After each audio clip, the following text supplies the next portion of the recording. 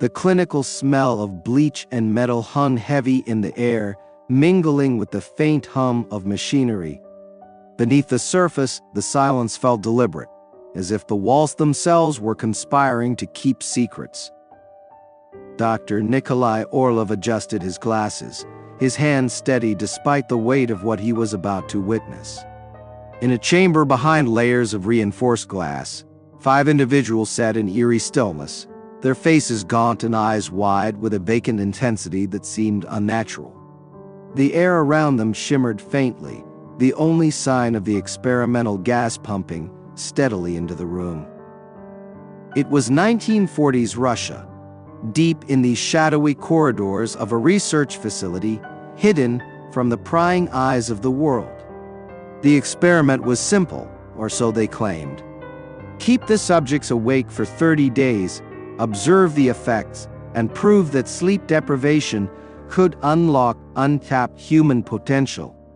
But as the days passed, unease had begun to creep into the minds of the researchers. On the 5th night, a faint tapping sound began. At first, it was dismissed as nerves, the byproduct of fatigue. But as it grew louder, more rhythmic, it became impossible to ignore. Dr. Orlov leaned closer to the intercom, his voice trembling despite himself. "Subjects, please describe your current state." From the speaker came a chilling response, their voices unified and eerily calm. "We've seen the other side, Doctor, and it's watching." Dr. Nikolai Orlov was no stranger to the secrets of war. A brilliant yet reserved scientist, his career had been shaped by whispered commands and classified files stamped with the seal of the Soviet Union. His work had always occupied the hazy border between progress and ethics, but this Project Noctis, was unlike anything he had encountered before. The briefing had been succinct. The human mind, deprived of sleep, could potentially bypass its natural limitations, achieving heightened awareness, creativity, and even psychic abilities. The gas, a cocktail of experimental stimulants, was designed to eliminate the need for rest while enhancing cognitive function. It was the future of warfare, they said. Soldiers who never slept would win battles before the enemy even knew they were fighting. The facility itself was buried deep beneath an unmarked forest, its existence a ghost in the labyrinth of Soviet bureaucracy. Its sterile halls echoed with the footsteps of a carefully chosen team, scientists, guards, and technicians, all sworn to silence. Dr. Orlov found himself at the center of it all, tasked with overseeing the experiment. His assistant, Dr. Elena Markova, was a sharp-minded woman with a penchant for questioning authority, a trait that often irritated their superiors. Together, they monitored the 5 subjects, carefully selected from prisoners who had been promised freedom in exchange for their participation. The first few days passed uneventfully. The subjects, confined to a sealed chamber, were equipped with microphones, books, and enough food to last the month. Cameras captured every angle, feeding grainy black and white footage to the observation room. At first, the subjects talked and laughed, sharing stories and even singing to pass the time. The gas seemed to work as intended. None of them showed signs of fatigue. By the 3rd day, the laughter had faded. Conversations grew sparse, replaced by long periods of silence. The subjects' movements became erratic, pacing in tight circles, staring into the cameras as if searching for answers. Dr. Markova noted the first signs of paranoia, a side effect they had anticipated but underestimated. On the 5th night, the knocking began. It was soft at first, an almost imperceptible rhythm against the chamber walls. Orlov dismissed it as a nervous tic, a symptom of the isolation. But the knocking grew louder, more insistent, until it reverberated through the observation room like a heartbeat. Dr. Markova suggested reducing the gas levels but the military overseers refused. "We must observe their breaking point," one of them barked, his tone brooking no argument. The sixth day brought the first true anomaly. One of the subjects, a wiry man named Ivan, began muttering to himself, his words a jumble of phrases in Russian and languages no one recognized. He pressed his hands against the walls, tracing symbols with his fingertips. When questioned, he simply smiled and whispered, "They are coming." Dr. Orlov's unease deepened. The symbols Ivan drew matched nothing in their records, spindly, jagged lines that seemed almost alive under the dim lighting. The other subjects began to mimic his behavior, scratching at the walls and murmuring in unison. By the seventh day, the food remained untouched. The subjects had grown gaunt, their eyes hollow and sunken. Yet they moved with an unsettling energy, their bodies unaffected by the lack of sustenance. The gas must be sustaining them, Orlov reasoned aloud, though his voice carried doubt. That night, the lights in the observation room flickered. The technicians scrambled to restore the feed, but when the monitors returned, the subjects were standing in a perfect circle, their faces turned upward as if staring at something unseen. "They've synchronized," Markova whispered, her voice laced with fear. Dr. Orlov's fingers hovered over the intercom. "Subjects, what are you doing?" Their reply came in perfect unison, their voices resonant and otherworldly. "We are listening." The eighth day dawned heavy with dread. The atmosphere in the observation room had grown suffocating, the tension pressing against the walls like a storm about to break. The subjects had stopped responding to direct questions, their voices now reserved for cryptic murmurs and whispers. What little they did say hinted at knowledge far beyond their comprehension. "We have seen the clock unwind," one muttered, his face turned toward the unblinking camera lens. Another added, "Time is not a line, it is a loop, a spiral, a door." Dr. Orlov had grown pale, his normally steady hands trembling as he scrawled notes. Beside him, Dr. Markova was equally disturbed, her sharp intellect now dulled by sleepless nights and a gnawing sense of foreboding. "What are they talking about?" Markova asked, her voice barely above a whisper. Orlov shook his head. "Delusions, it must be the gas, it's affecting their perception of reality." But deep down, he wasn't so sure. By the 10th day, the physical changes began. Ivan, the wiry man who had first drawn the strange symbols, now moved with an unnatural fluidity, his limbs bending in ways that defied anatomy. His eyes, once bloodshot, now gleamed with a faint, inhuman light. The others displayed similar changes, their skin taking on a pallid, almost translucent hue. Then came the scratching. It started as faint, intermittent sounds, barely audible over the hum of the machinery. But as the hours dragged on, the noise grew louder and more frantic, like claws raking against metal. Cameras showed the subjects digging at the chamber walls with their bare hands, their nails splintering and bleeding, yet they showed no signs of pain. "They're trying to escape," Markova said, her voice tight with panic. Orlov leaned into the microphone. "Subjects, cease this behavior immediately, return to your beds." But they didn't stop. Instead, they turned to the camera in unison, their faces twisted into identical, eerie smiles. "The door is opening," they said, their voices harmonizing into a single chilling note. That night, the first casualty occurred. One of the guards stationed outside the observation room was found dead in the hallway, his body contorted and eyes wide with terror. The security footage showed him standing still for several minutes before collapsing, his expression frozen in a silent scream. "Heart attack," one of the technicians suggested, though his voice wavered with doubt. But Orlov knew better. The subjects had mentioned the guard's name earlier that day, their whispers carrying an edge of malice. By the 12th day, chaos had consumed the facility. The subjects had stopped moving entirely, their bodies now eerily still. Yet their whispers persisted, audible even when their lips didn't move.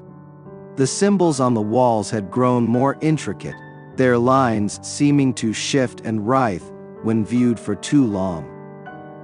Dr. Orlov and Dr. Markova were at their breaking points. The military overseers, once confident in the experiment's success, had grown restless. "Shut it down," one of them barked. "We've seen enough." But when they attempted to deactivate the gas, the controls malfunctioned. The chamber seals locked and the gas levels spiked. "How is this possible?" Markova demanded, her hands flying over the control panel. "It's them," Orlov whispered, his voice hollow. "They've taken control." As if in response, the monitors flickered, and the subjects' faces filled the screens. Their eyes were no longer human, but black voids that seemed to pull the light from the room. "We are awake," they said. And so are they.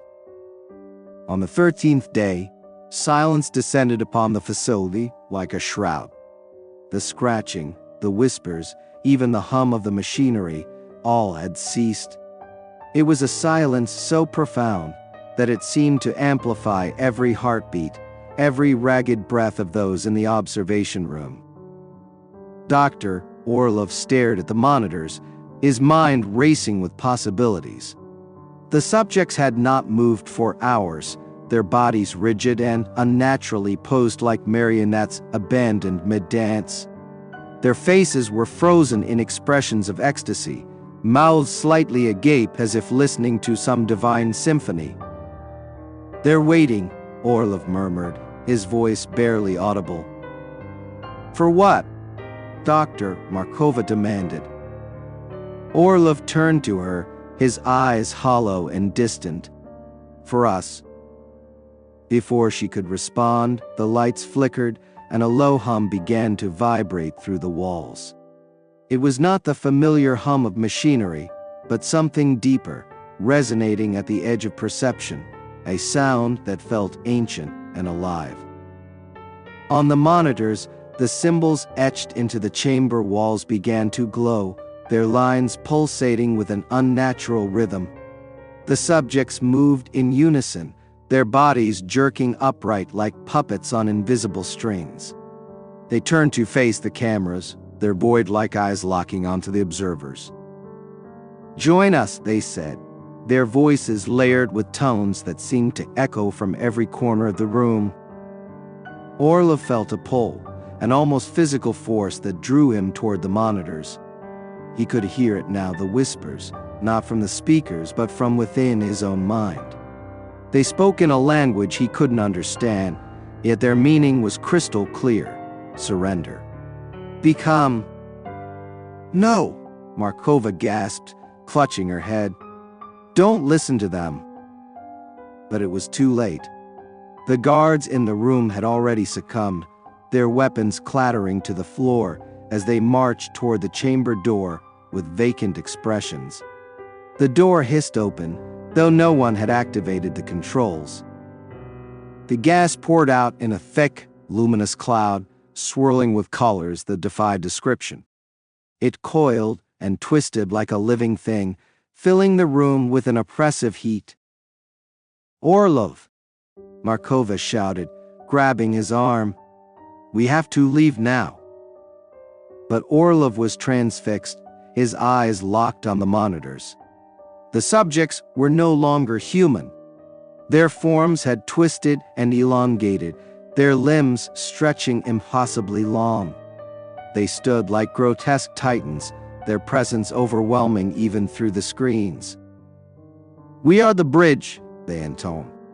"The gate swings wide." Markova yanked Orlov toward the emergency exit, her strength fueled by sheer desperation. Behind them, the gas surged forward, consuming the room in a blinding haze. The screams of the guards were short-lived, replaced by a deafening silence. The two scientists stumbled into the corridor, slamming the heavy door shut behind them. Markova fumbled with the lock, her hands shaking as she sealed it with trembling fingers. "What now?" she panted, her voice trembling. Orlov didn't answer. His gaze was fixed on the observation window. The chamber was empty. The subjects, the symbols, the monitors, everything had vanished, leaving only a void that seemed to ripple and pulse. "They're gone," he whispered, a mix of relief and dread in his tone. But Markova wasn't convinced. "Gone where?" As if in answer, the void began to expand, its edges consuming the walls of the chamber. It wasn't just a physical darkness. It was something far worse, a consuming emptiness that seemed to erase reality itself. "Run," Orlov said, his voice barely above a whisper. Together, they fled through the winding corridors, the void chasing them like a predator. It devoured everything in its path, walls, lights, even sound. The facility's alarms blared briefly before being silenced, swallowed by the encroaching darkness. They reached the surface just as the void consumed the final barrier between them and the world above. The ground trembled beneath their feet, and the forest around them fell silent. As they looked back, the facility collapsed into itself, leaving nothing but a gaping black void where it had once stood. The air was heavy, suffused with an unnatural stillness. "They're free," Markova said, her voice barely audible. Orlov nodded, his expression grim. "And it's only the beginning." The black void where the facility had stood remained unnervingly still. Dr. Orlov and Dr. Markova sat on the damp forest ground, the night wrapping around them in an oppressive, smothering blanket. The tremors had stopped, leaving a silence so profound that even the nocturnal creatures dared not break it. Markova clutched her knees to her chest, her breaths shallow and rapid. "Do you think anyone else got out?" she asked, though her tone suggested she already knew the answer. Orlov shook his head slowly. "No, whatever they became, they made sure there were no witnesses left except us." They sat in silence for a while, their eyes fixed on the void. It didn't behave like normal darkness. It seemed alive, its edges rippling faintly, like the surface of a black sea. Occasionally, faint whispers drifted from its depths, unintelligible but eerily familiar. Markova shuddered. "We need to warn someone, the government, the military, anyone who can stop this." Orlov let out a dry laugh, devoid of humor. "Warn them about what? That we opened a door we didn't understand, that what came through is beyond anything we can control." He gestured toward the void. "They won't believe us until it's too late." Markova frowned, her brows knitting together in thought. "Then what do we do? Just wait for it to grow, to consume everything?" Orlov stood slowly, brushing the dirt from his lab coat. His face was pale and drawn, but there was a flicker of resolve in his eyes. "We document what happened, every detail. Maybe someone smarter than us will figure out how to stop it." Markova hesitated but nodded. "And what if the void follows us? What if they, whatever they are, come after us?" Orlov stared into the rippling darkness, his jaw tightening. "Then we run, and we hope the door swings shut before it's too late." The two of them began walking, their footsteps crunching softly on the forest floor. The void behind them remained still, though its faint whispers seemed to follow, carried on the cold night breeze. As they reached the edge of the forest, the first light of dawn began to creep over the horizon. The sight was almost jarring, the warm hues of sunrise so starkly at odds with the nightmare they had just escaped. Markova stopped and looked back one last time. The void was barely visible now, swallowed by the shadows of the trees. But she could still feel it, its pull, its presence, like a weight pressing against her mind. "Do you think it'll stay contained?" she asked softly. Orlov didn't look back. "No, it's not a question of if, it's a question of when." The wind picked up, rustling the leaves around them. Somewhere in the distance, a bird called out a hesitant, tentative sound, as if testing the air for danger. "Come on," Orlov said, his voice firm but tired. "We've got work to do." Markova nodded and followed him, the two figures disappearing into the growing light of morning. Behind them, the void pulsed once, a faint ripple disturbing its surface. And then it was still again, waiting. As the first rays of sunlight warmed their backs, Dr. Orlov and Dr. Markova disappeared into the waking world, leaving behind the cursed void that pulsed like a heartbeat in the forest's shadow. A reminder that some doors, once open, are impossible to close.